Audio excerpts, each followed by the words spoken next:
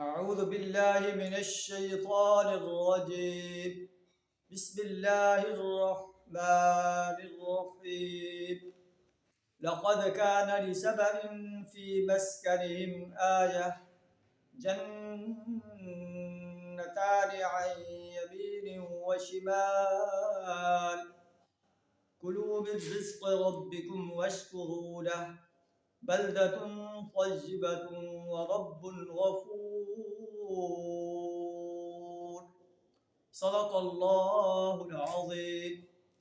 اللہ تعالیٰ قریش مکہ کے سامنے اور قرآن چونکہ آفاقی کتاب ہے، پوری دنیا کے سرکش اور باغی انسانوں کے لیے قوم سبا کی مثال بیان فرما رہا ہے کہ یہ قوم سبا ایک طاقتور قوم تھی، دولت مند قوم تھی. اس میں تمہارے لیے نشانی ہے. ان کو اللہ نے 2 باغ عطا کیے تھے، دائیں اور بائیں، اور اللہ نے فرمایا کلوا من رزق ربکم، اپنے رزق کو کھاؤ، واشکروا لہ، اور اس کا شکر ادا کرو.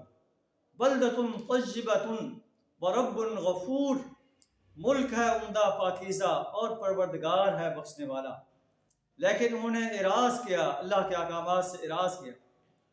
فارسلنا علیہم سیل العرم، ہم نے ان پر بند توڑ سیلاب بھیج دیا، اور ان کے پچھلے 2 باغوں کی جگہ 2 باغ انہیں ایسے دے دیے جن میں کڑوے کثیرے پھل اور جھاؤ کے درخت تھے، وشیء من سدر قلیل، اور کچھ تھوڑی سی بیریاں تھیں. ذالک جزیناہم بما کفروا، یہ تھا ان کے کفر کا بدلہ جو ہم نے ان کو دیا. وَهَلْ نُجَازِي إِلَّا الْكَفُورَ، ناشکر انسان کے سوا ایسا بدلہ ہم اور کسی کو نہیں دیتے. یہ ناشکر انسان تھے، ہم نے انہیں اچھے باغوں کی بجائے کڑوے کثیرے اور جھاؤ کے درخت اور بیری کے درخت والے باغ ان کو دے دیے اللہ کے احکامات سے اعراض کی وجہ سے.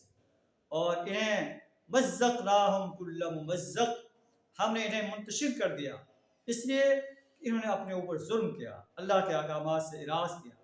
فجعلناہم احادیث، انہیں ہم نے افسانہ بنا کر رکھ دیا.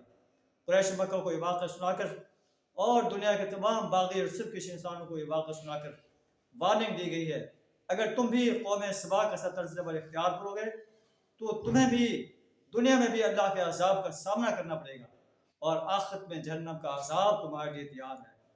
ان فی ذلک لآیات لکل صبار شکور، یقیناً اس میں نشانیاں ہیں اور ہر اس شخص کے لیے جو صبار اور شکور ہو.